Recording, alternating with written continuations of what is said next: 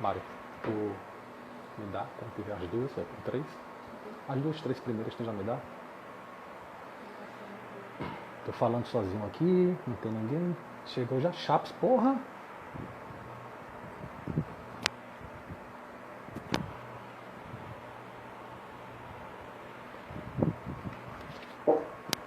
Chapiles, querido! Pera aí, pô, deixa chegar a galera. Massa, gente chegando aqui.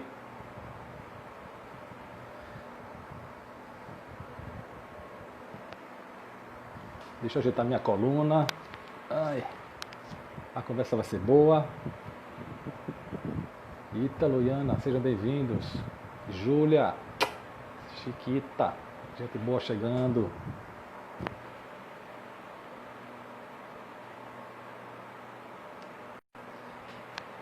Tranquilidade estar com você, meu amigo Chaps.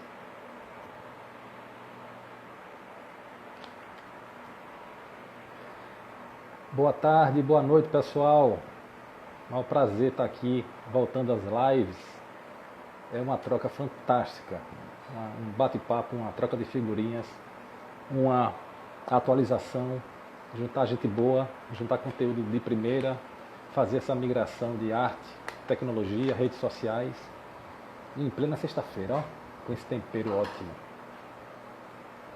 Vou dar mais um minutinho, chegar mais umas pessoas para a gente chamar o primeiro que chegou aqui, que foi o nosso convidado querido.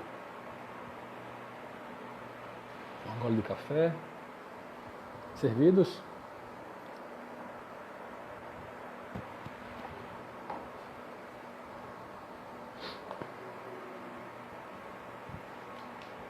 Pedro?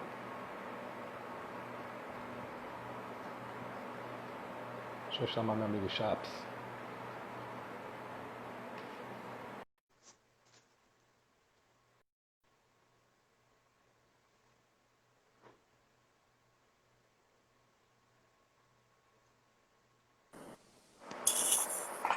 E aí, Juraci? Querido, Tudo que bom? massa, velho. Em pleno fim de pandemia, a gente se encontrando, que coisa boa. Tomara que seja o fim, né? Ave Maria. Ó, eu tenho muito espaço para minha barba, tu não tem, cara. Que história é essa? Verdade. Verdade. Agora. Tá bem, velho? Que Tudo casa bem. colorida é essa aí? Tudo bem. É meu quarto, minhas É filhas. meu quarto, minhas aqui, filhas. velho. Que massa. Vou falar delas, viu? Sei que elas têm muito a ver com a história do Bita aí. Vamos falar delas. Vamos lá. Vamos lá. E tu, velho, como tá? Tudo direitinho? Correndo muito? Tudo ótimo. Na correria, Tudo ótimo. pandemia, Na correria, apesar, pandemia, apesar da apesar pandemia, da né? pandemia, A gente tem trabalhado tem bastante trabalhado bastante. de casa, estamos todo mundo casa, de casa. todo mundo de casa. Pois é. Mas a gente não parou Mas nossa a gente não produção. parou nossa produção. Estamos entregando tudo nos limites, mas enfim. Mas enfim. Eu vi que tem lançamento aí chegando, né? Tem um bocado de lançamento Tem um bocado de lançamento agora. agora pra... Tem um novo vídeo com 1 milhão que já tá bombando aí. Tem, a gente Muito acabou, bom, de, né? acabou de lançar o clipe da Chupeta. Chupeta. Pois é, velho, muito recente, né? É, recente, saiu agora, sexta-feira passada, uma semana. E aí é um clipe que já era bastante esperado. As famílias tinham essa demanda de falar Pois sobre é, esse assunto. Falar sobre esse tema. assunto, né? Fale, né? Vou perguntar por temas que vocês precisam trabalhar mais, se recorrem sempre, porque são gatilhos naturais da infância, das infâncias que vocês trabalham, né? Eu tive uma fase de Bita lá em casa, foi curtinha, mas muito querida, assim, principalmente estar perto de vocês, naturalmente. Cora hoje lembra com muito carinho. Engraçado que tem umas lembranças de Cora, minha filha, que você conhece, ela tem umas queimações de lembranças, assim, coisas que ela não curte mais, nem de lembrar que já passou por isso, saca? Bita não, Bita é complicado, Bita tá bem marcado. Que é uma coisa que eu acho massa, Chaves, quando eu vejo, velho, eu acho que é o... Estão falando que o teu áudio tá com retorno. Pra né? mim também tá. Pra mim também tá. Tá? Eu tô ouvindo muito bem. Você tá saindo aí nas suas caixas de minha voz? Não, eu tô com microfone só, com fone de ouvido só. Eu também. Tá com o celular? Isso é no celular, né? Melhorou? Alô? Melhorou? Eu espero que sim. Massa. Eu ia puxar um gancho pra gente começar falando, que eu acho que o sucesso de alguns projetos, Chaps, é quando a gente encontra ele nos camelôs, velho. Eu já vi muito camelô com Bita, eu acho massa isso. Até onde isso é incômodo para vocês, naturalmente é uma quebra de negócio, mas eu acho que mostra até onde vocês conseguem chegar, né, velho? Velho, a gente ainda tô com um retorno aqui, bicho. Quer sair para entrar de novo? Pode ser. Vou tentar. Márcio, eu te chamo. Prometo. Tá bom.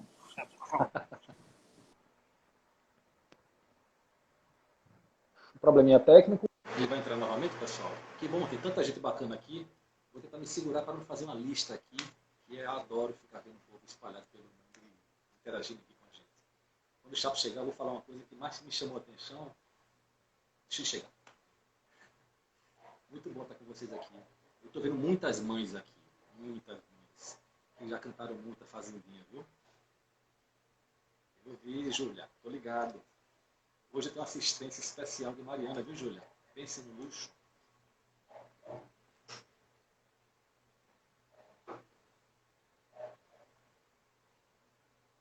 Bora lá.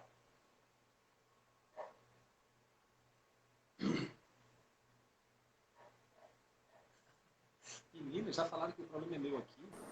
Maria, eu tô tão quieto. Olá. E aí? Ainda tô me ouvindo. É mesmo? Pois é. O tempo inteiro aqui. Será que se eu tirar o fone, Tira o fone para ver como é que rola, porque eu acho que pode ser isso. Olá. Não, Tô tô me ouvindo aí. Pois é, que retorno doido, velho. Tô doido. Eu acabei de falar na Transamérica, que naturalmente da gente aqui, e que a transmissão, as lives perseguiram a gente, né? A gente abria a porta do carro, entrava no ônibus, você entrava no banheiro, tinha live em tudo que é canto. Mas não tem como negar a democratização da live, né, velho? Tem muito conteúdo bacana. É muito fácil trabalhar live. Às vezes dá uns bugzinhos, né? Mas a gente tá aqui para ter paciência para isso. É verdade. A gente fez 2 lives, né, comigo participando, e vai fazer uma nova espécie de live, na verdade, que é uma gravação de uma execução da banda mesmo no estúdio.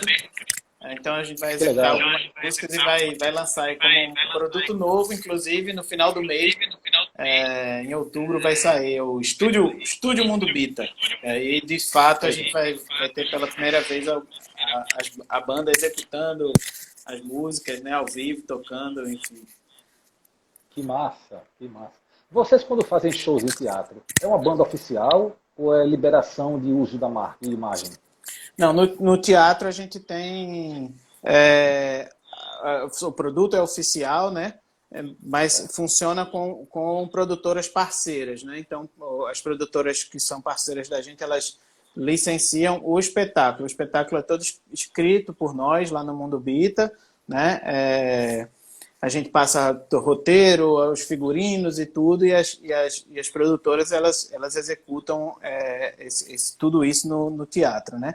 E lá não é uma banda especificamente tocando. No palco do teatro a gente faz uso do playback, né?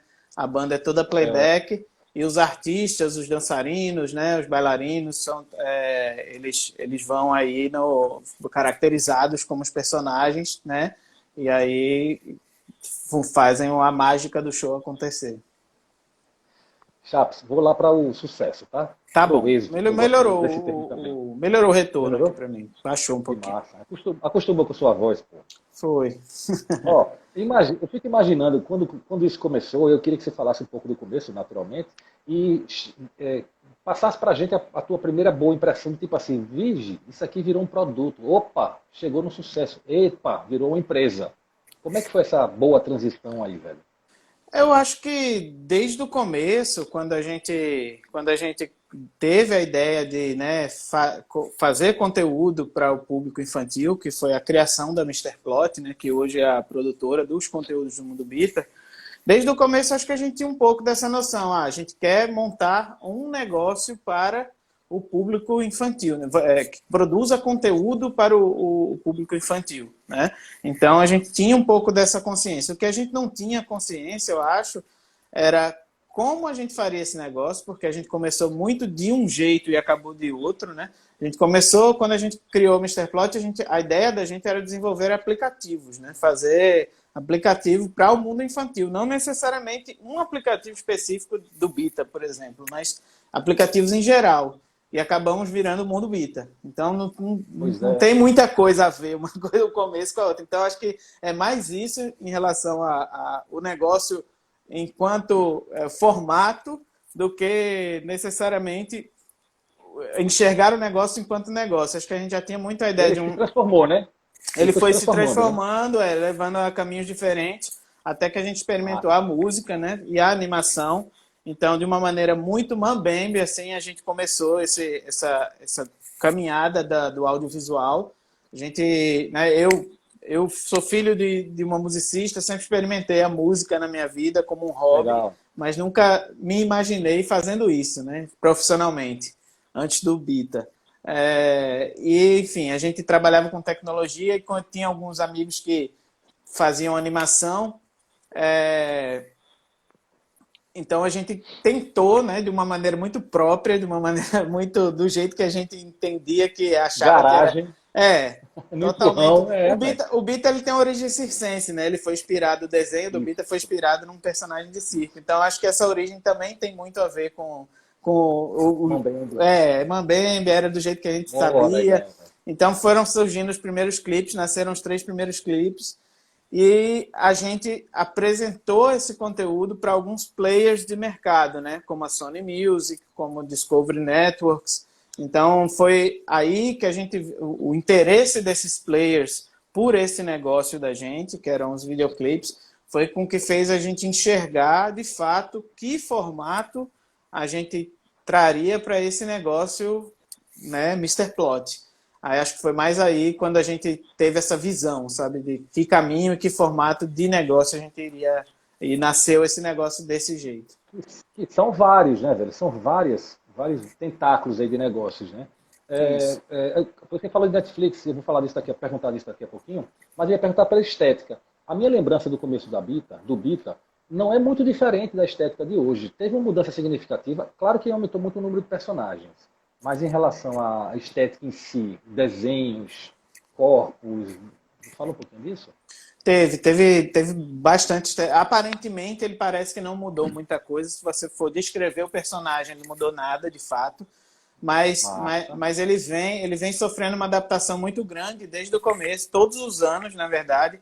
E isso acho que é normal no meio da animação, até Disney, enfim, essas grandes produtoras, eles vão adaptando seus personagens, né, ao longo dos anos, mudando design, mudando características, pequenas características, mas mantendo aquele mesmo espírito, né? Isso aconteceu muito com o Bita.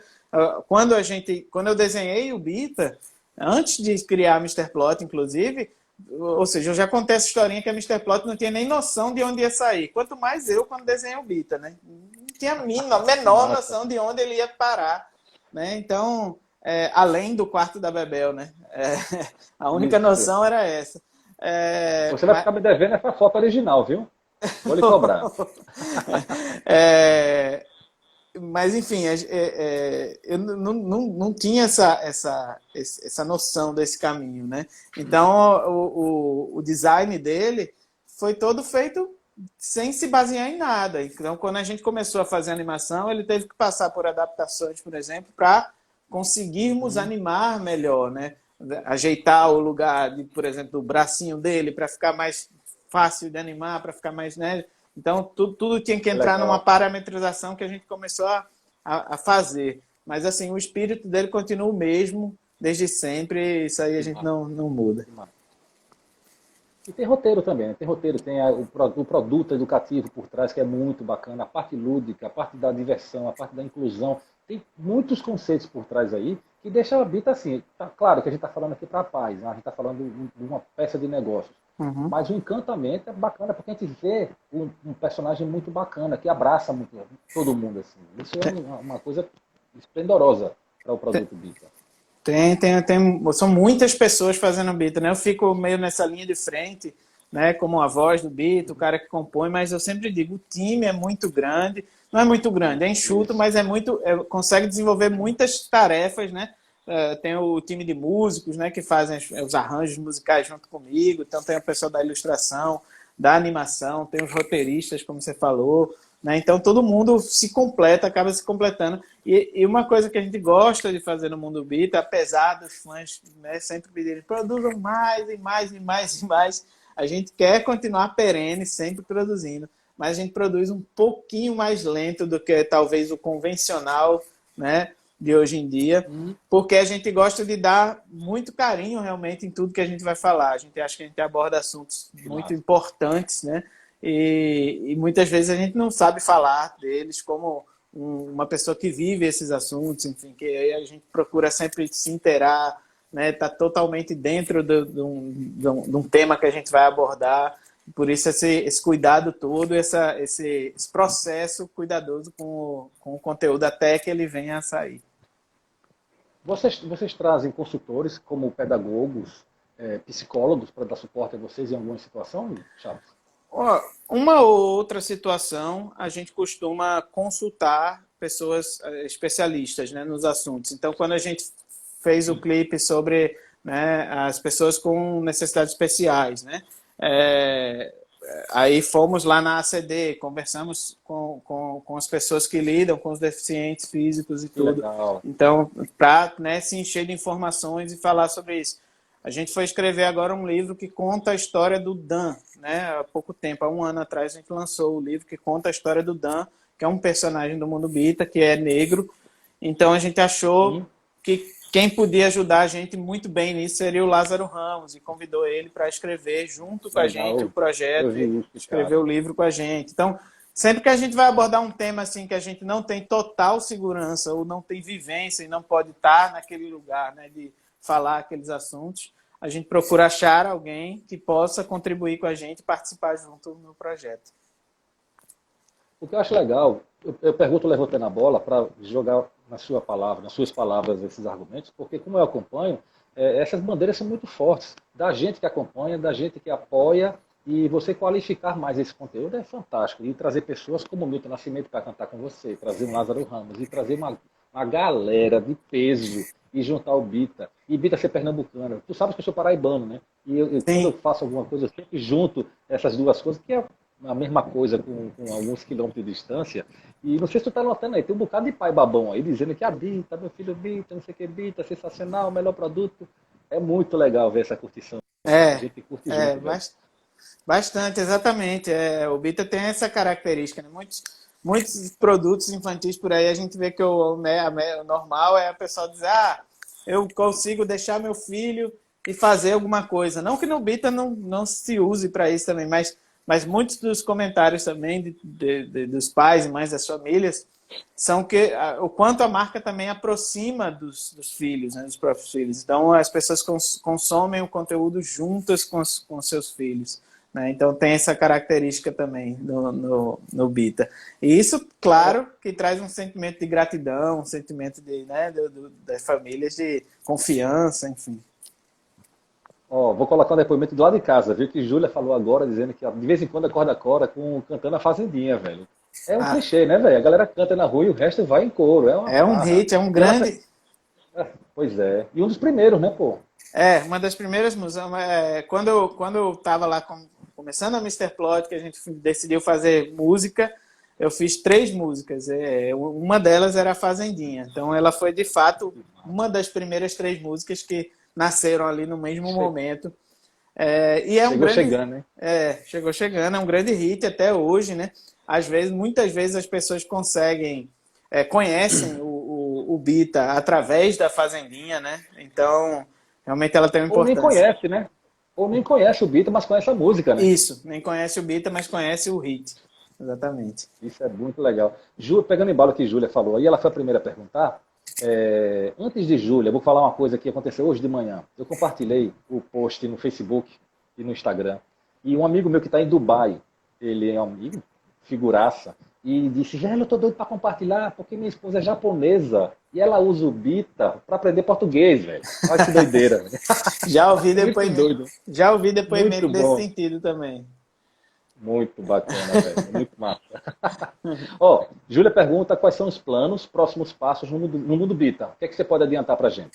Cara, a gente está agora com o desenvolvimento da série, né? Da série Imagine-se, que é a nossa série em dramaturgia, né? Que até então a gente tem experimentado muito o campo musical, né? Que é o principal tipo de conteúdo do mundo Bita, é o musical. E a gente tinha essa vontade, a gente lançou um curta-metragem em 2015, chamado Mundo Bita mesmo, que foi até um filme contemplado no Funcultura. E a gente lançou esse curta e sempre ficou um gostinho de quero mais das famílias, assim, uma coisa, lança mais curtas, ou lança uma série, ou lança alguma coisa. E a gente entende qual é disso, tem uma vontade grande também de, né, fazer essa forma de conteúdo com dramaturgia, né, que é o Bita falando, os personagens se comunicando com ele, e não só musical. Até porque a gente acha que consegue explicar melhor determinados assuntos, né, que tenham a dramaturgia aliada à música, porque a gente também não quer deixar a música não aparecer. Então, todo o conteúdo do Mundo Bita, ele tem, de certa forma, um apoio musical, né? Na série não vai ser diferente, cada episódio vai ter um videoclipe dentro dele, de 1 minuto. E, enfim, essa é uma, digamos, a novidade do momento que a gente está, né, fazendo. Vamos lançar agora, já no mês das crianças, um drops disso aí, dessa série, o primeiro episódio dela que está desenvolvido já, né? Até a Ivana, a roteirista, que se conhece. Legal. Uhum. Ela tá aqui. Beijo pra Ivana. Tá aqui, querida. Eu não vi, mas ela deve estar. Enfim. Mas estamos lançando, vamos lançar agora, né, no Dia das Crianças, o primeiro episódio dessa série, que é uma série que, como eu disse, as famílias elas têm muito essa vontade, a gente também tem muito essa vontade de lançar ela, mas, como eu falei, tudo no Mundo Bita vai devagarzinho e tal, e a gente não queria experimentar a dramaturgia sem essa maturação, sabe? Então, como a gente não vem de animação do ponto zero, né? Eu mesmo era designer, né, de marcas, então minha experiência com animação é a do Bita, né? Muita gente acha que eu sou um animador das antigas. Não, eu tenho uma experiência com animação no Bita, me descobri nesse mundo da animação, né? Hoje, né, procuro estudar cada vez mais esse tipo de negócio, esse mercado, essa forma de desenvolver. Mas na série, justamente por isso, a gente procura ir devagarzinho, experimentando. E esse lançamento agora do primeiro episódio vai servir também para isso, para a gente testar qual é o calor dele com as famílias e tudo. Agora fiquei curioso. Me conta aí como é que tu consegue ser designer, ser o animador, o ilustrador do Bita hoje. Como é que tu consegue organizar teu tempo de negócio? Hoje eu não meto mais a mão na massa dos desenhos, né? Eu fico muito num papel de concepção, eu escrevo roteiro junto com o João, ou quando também tem da série, né? Eu participo das criações dos roteiros de teatro, dos sets, faço as músicas, né? Estou no dia a dia lá do estúdio, dirigindo as animações também. Mas, de fato, parar para desenhar ou parar para animar não cabe mais. Né?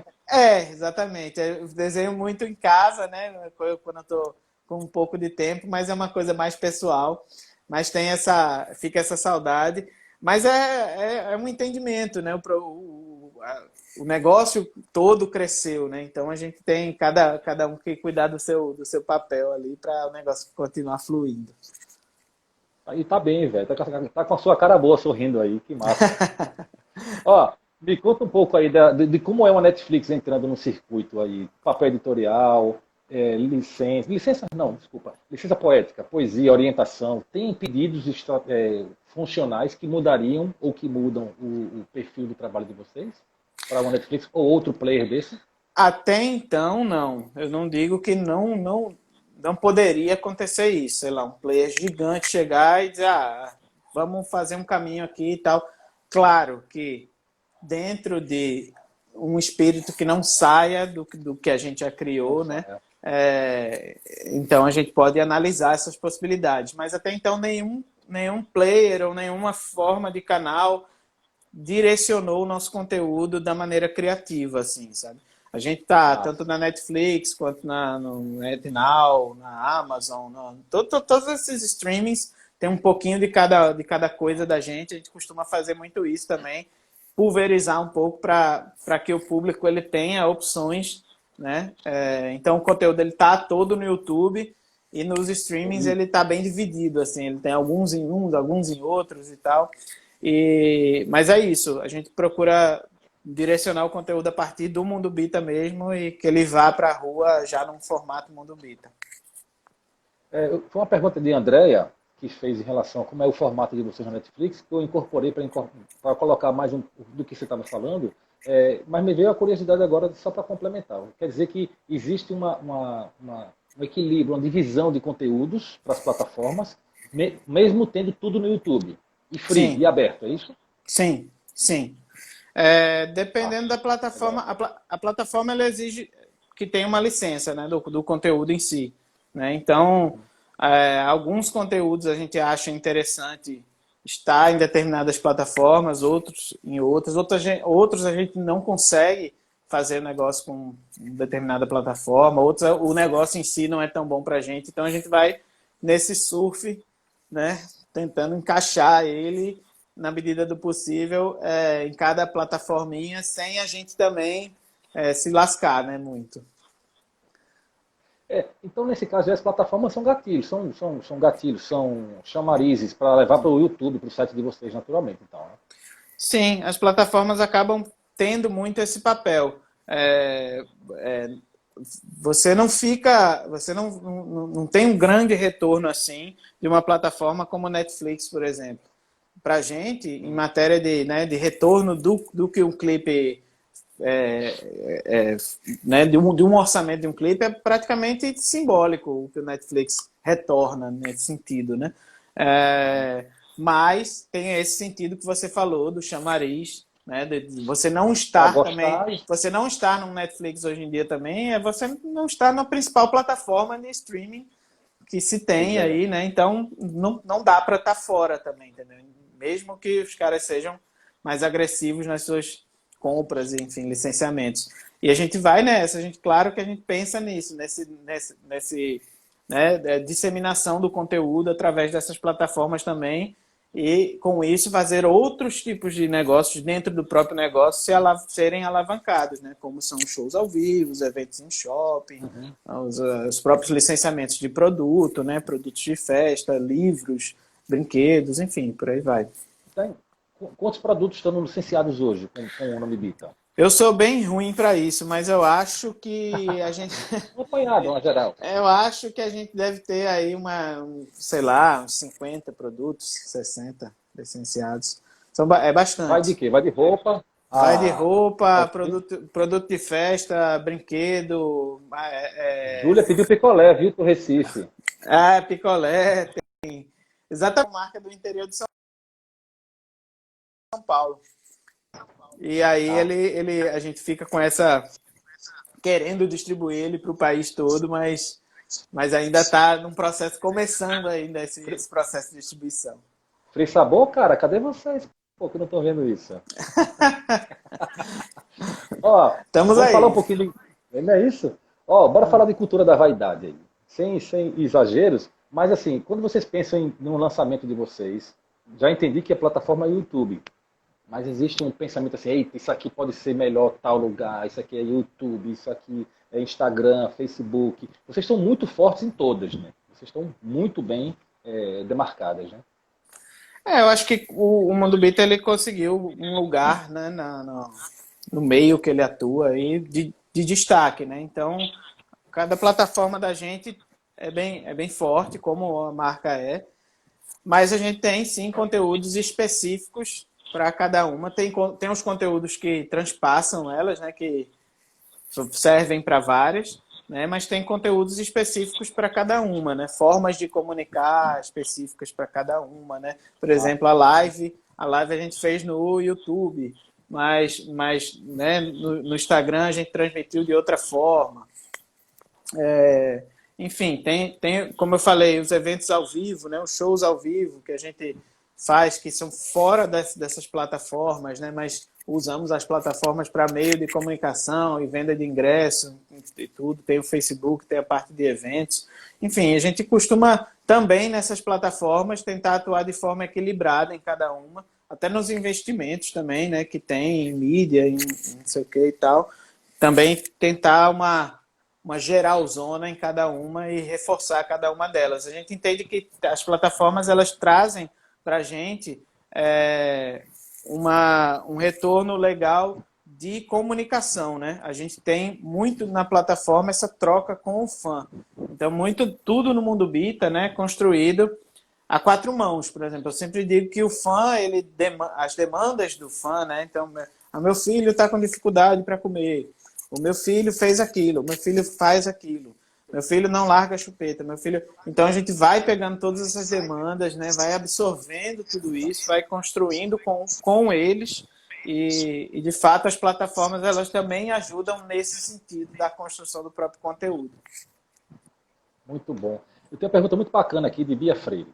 Como você se sente em ser percussor de algo que não é só um desenho, uma animação, teatro, mas que faz parte do aprendizado, de certo modo, da criança? Eu me sinto muito responsável, assim, é um sentimento sabe aquele negócio com grandes poderes vem grandes responsabilidades? Acho que é um pouco assim que a gente encara o sucesso do Mundo Bita, vamos dizer assim, sabe? A gente se você perceber, quando a gente começou, a gente tratava temas muito mais de entretenimento, né, do que propriamente assuntos, né, fortes e importantes educacionalmente falando, ou de conceito assim muito, né, mais forte. Então a gente acho que foi evoluindo, né, na nossa mente, a nossa forma de criar, nosso aprendizado com esse tipo de conteúdo, e foi conseguindo falar de temas mais complexos, abordar temas mais importantes para a sociedade. Então acho que tem muito desse sentimento no Mundo Bita como um todo, da responsabilidade, né, sobre esse sucesso, assim. Então, como a gente comunica com um público muito novinho, ainda em formação, folhas em branco, então a gente realmente se sente um pouco cuidadoso. Por isso que eu falo de todo cuidado, de toda coisa. É isso que a gente tem um pouco desse sentimento, sabe, de responsabilidade sobre tudo aquilo que a gente vai dizer, porque a gente sabe do peso que tem para uma família e uma criança. Falando nesse mundo maluco virtual que a gente vive, me surpreendeu muito uma quantidade grande de gente que não curtiu um vídeo. Eu acho que foi da chupeta. Que tem centenas, dezenas de milhares de mãozinhas curtidas e algumas milhares de pessoas que não curtiam. Como é? Vocês têm haters, velho? Eu acho que sim, eu não costumo não ver tanto essa onda de curtidas e não curtidas. A gente recebe, a gente tem um feedback muito, muito, muito positivo do nosso público, inclusive me espantou muito isso, não, cara. claro, eu vou chegar lá. Tem Claro. esse sentimento muito, muito positivo do público, até de uma certa gratidão, né, pelo conteúdo existir e tal, e fica até esse questionamento assim das pessoas lá no próprio YouTube e outras redes. Poxa, como as pessoas não curtem, tem gente que não curte, não sei o quê. A gente não costuma dar muita atenção não, a esse tipo de coisa. Às vezes, como acho que já falaram aí, até a criança pode clicar ali sem querer. Tem os haters também, que eu acho que existe na internet inteira. Acho que isso aí faz parte da internet. Mas a chupeta, todos os vídeos do Mundo Bita, eu acho que de qualquer marca, você vai ver uma questão ali de 10% de não curtidores, sabe? Então a gente não tem uma preocupação muito grande com isso, não. Acho que quando sai um pouco desse escopo, talvez, sei lá, se ficar 50-50, a gente acho que já começa a entender que de fato deve ter alguma coisa errada ali. Mas essa pequena fatia aí, eu acho que é a coisa da internet mesmo, que vem com essa raiva também acumulada. Não sei se tu lembra, quando eu te apresentei Cora, a gente estava numa festinha, no encontro, acho que foi lá no MOI, e ela brincou dizendo assim, não, Bita não tem esse barbão aí não. Como é essa relação, velho, de tu ser Bita no meio da rua, de alguém te apresentar, ou tu veres alguém, já se apresentasse, já tirasse essa onda de dizer assim, sou eu que canto essa música aí? Eu mesmo não costumo fazer isso, não. Eu sou muito envergonhado, eu sou meio tímido até no meio da rua, até pra mim. As pessoas dizem, você devia se vangloriar mais dessa história. Não, eu tenho muito Pois orgulho é, dela, cara. mas é que eu não. É que eu realmente tenho um jeito mais reservado. Mas eu não deixo de atender as pessoas que me percebem, né, enquanto criador do beat ou enquanto cantor, e chegam para, sei lá, pedir um carinho, pedir uma foto, pedir um abraço, falar com o filho. Normalmente tinha mais um pouco dessa reação da mãe chegar e, olha, filha, esse aqui é que é o Bita, e a criança olhar e dizer, não, esse aí não é o Bita, não. Sinto muito lhe informar, mas a senhora está errada. Não vem me frustrar com esse barbudo aí, não. Não. Mas agora, eu acho que depois da pandemia, a gente fez as lives, né? Como você falou, a gente fez os ao vivos comigo participando, que era um sentimento muito grande que o público tinha de me ver nos shows ao vivo. Sempre ficava essa coisa, o show do Bita não é comigo cantando, o show que roda pelo Brasil, né? Porque, como a gente falou aqui, de tantas coisas que eu acumulo dentro da criação do Mundo Bita, não daria tempo para eu, né, me dedicar com o elenco, para viajar, para fazer turnê, para ensaiar, para dançar, para cantar, né, todo um trabalho ali diferente. Mas com a pandemia veio o advento das lives, como a gente falou, e o Mundo Bita não ficou de fora. Então a gente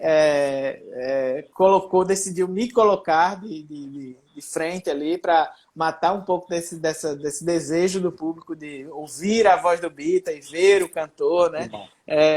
E tinha toda essa expectativa, muito da minha parte também, né? De como as pessoas iam reagir e muito da expectativa da parte do Mundo Bita também, né? Essa mesma expectativa. A humanização do personagem, né, Zé? Isso. E a gente ficou nesse receio, como será, não sei o quê. Mas a gente viu que o feedback, o retorno da galera foi muito positivo, né? Crianças, inclusive, pedindo mais o Chaps, cadê o Chaps e tal. E tanto é que a gente veio agora com a ideia de fazer o estúdio Mundo Bita, né? Serão músicos, né, tocando dentro do estúdio. Mas é isso, eu fico nessa relação com o Bita de que não sou o Bita em si, mas contribuo com o trabalho dele aí de educação e de criatividade. Eu ia falar disso, velho. A voz é muito entonada, é muito trabalhada, é bem teatral. Eu acredito que você cria o personagem para cantar. Aí eu vou pegar um embalo de uma música, de uma pergunta aqui de Mônica Morbeck, que acabou de chegar. Qual foi a inspiração? Dá uma contada nessa história aí de como chegou lá o personagem Bita. A voz do Bita, ela foi uma coisa que surgiu, acho que muito intuitivamente. Eu creio que tem uma caracterização, tem uma coisa de personificar essa voz, mas ela não é tão intensa assim, sabe? Quando as pessoas me ouvem ao vivo, elas percebem um pouco mais, eita, ela tem essa voz mesmo. Eu não faço tanta voz assim, sabe? Minha voz é um pouco meio aguda mesmo. Eu tava outro dia brincando, a gente gravou com a Ivete Taquara, né, velho? Exatamente, taquara rachada. E aí, isso inclusive sempre foi uma espécie de problema para mim, pessoal, assim. Eu ficava com essa, né? Não, acho minha voz muito aguda, apesar das pessoas dizerem, não acho e tal. Mas, enfim, eu achava isso. Eu já até escrevi um roteiro sobre isso com o João, falando um pouco dessa história da voz, né? Da vergonha e tal. A gente tenta traçar um paralelo um pouquinho ali para o Mundo Bita, que depois com a voz descoberta. Mas é isso, eu tenho essa característica e quando eu fui cantar, né, compor e fazer as músicas do Bita pela primeira vez, acho que essa voz ela chegou muito intuitiva mesmo, muito natural. Acho que foi um jeito que eu usei. Ela brinca bem, velho. Ela é muito bacana. Isso, exato. Foi um jeito que eu usei de brincar exatamente com as crianças, né? Uma voz brincante, né? Uma voz que fosse suave, né? Eu cantava rock antes de ter o Bita, né? Tinha uma banda de rock.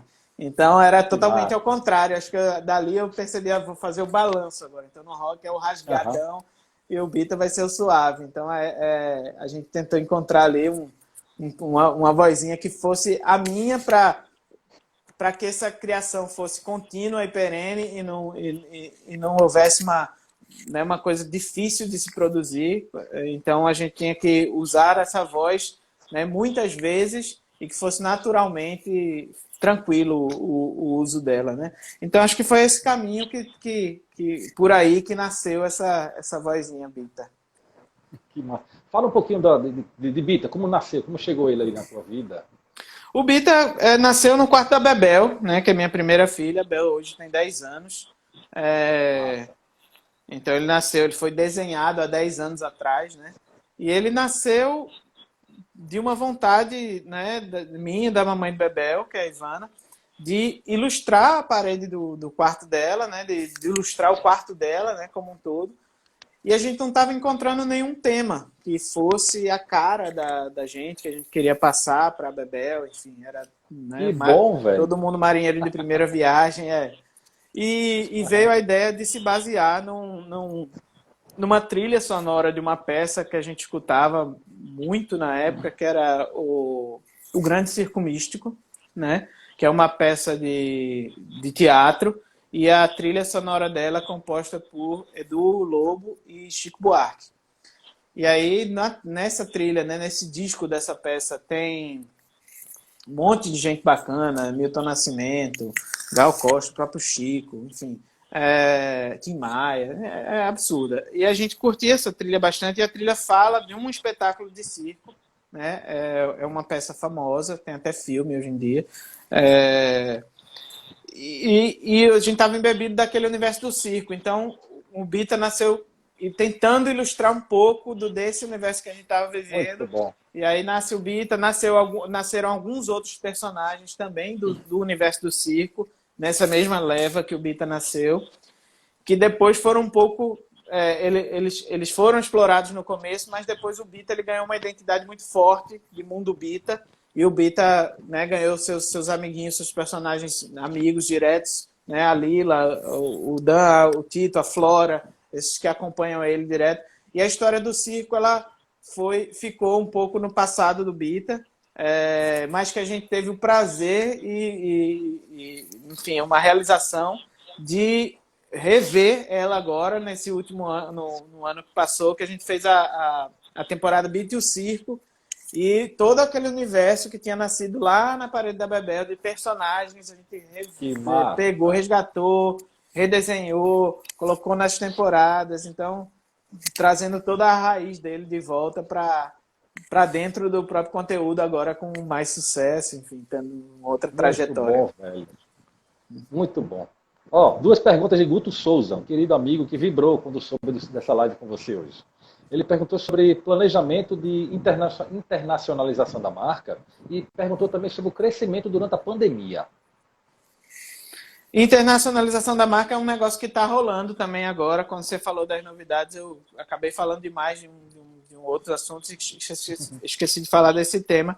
Mas é uma coisa que está agora acontecendo. A gente está fazendo o conteúdo em espanhol, tem quase todo o conteúdo em espanhol já traduzido, versionado das músicas, com os clipes, né? Se acessar Mundo Beat Espanhol já vê, tem muita coisa já.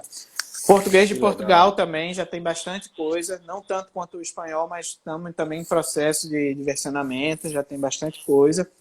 E estamos agora com a nossa primeira música versionada em inglês, que é a Fazendinha. Olha!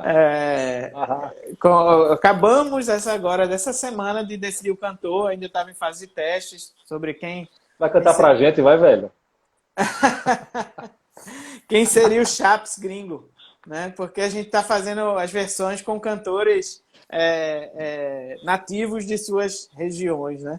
Para não ter problema de sotaque, tudo. O produto é para crianças muito pequenas, então a gente acredita que fazer com pessoas nativas de suas regiões seja uma melhor forma de fixar as informações educacionais.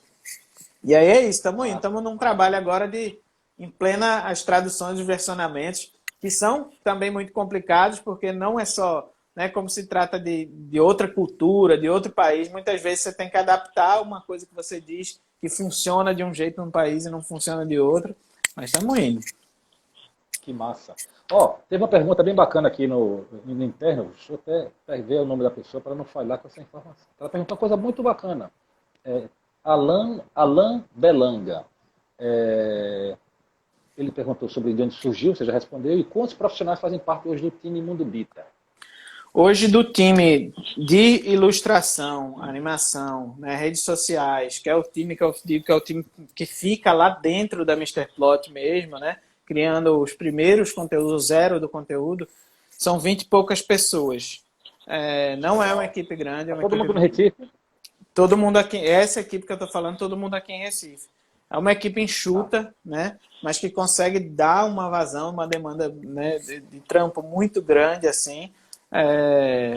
Mas fora essa equipe, né, que é o principal, lá, o core de criação, né, tem os outros, né, participantes do Mundo Bita, né, que são essas produtoras parceiras, que trazem os artistas para fazer os shows. Então, todos eles também fazem parte do Mundo Bita e a gente sente isso deles, e eles também sentem muito isso da nossa parte. Então, a gente faz questão de cultivar todos esses relacionamentos com os profissionais que estão nos shoppings, com os parceiros de licenciamento. Então, é uma cadeia toda dentro disso, né, de profissionais envolvidos. Mas dentro da criação mesmo, somos 20 e poucas pessoas. A gente vai crescendo uma ali, uma acolá, trabalha com alguns freelancers e tal. Mas é isso. Fala sobre sotaque, velho, e sobre uma ida ao tradicional crescimento em São Paulo, Rio. Aconteceu isso já? Precisou discutir isso? Sotaque do personagem do Bita em si. Eu acho que o sotaque, assim, o meu sotaque, né, mas quando eu estou cantando eu tento fazer da maneira mais neutra possível. E eu acho que todo o conteúdo do Mundo Bita ele vai assim com essa coisa meio muito neutra. Isso foi uma escolha, não é uma coisa que a gente não quer abordar o Nordeste, ou temas no Nordeste, tanto ao contrário, na verdade. A gente tem trazido cada vez mais, né, feito um caminho inverso. Trouxemos Luiz Gonzaga, gravamos com a Seu Valença, enfim, temos tentado, né? Mas o sotaque em si, ele desde o começo, intuitivamente, acho que ele nasceu nessa coisa muito neutra, quando foi se criar essa persona, essa voz do Bita, né? Então a gente trouxe essa característica de tentar tirar. Na verdade, não era nem tentando tirar o nordestino, né? O sotaque nordestino.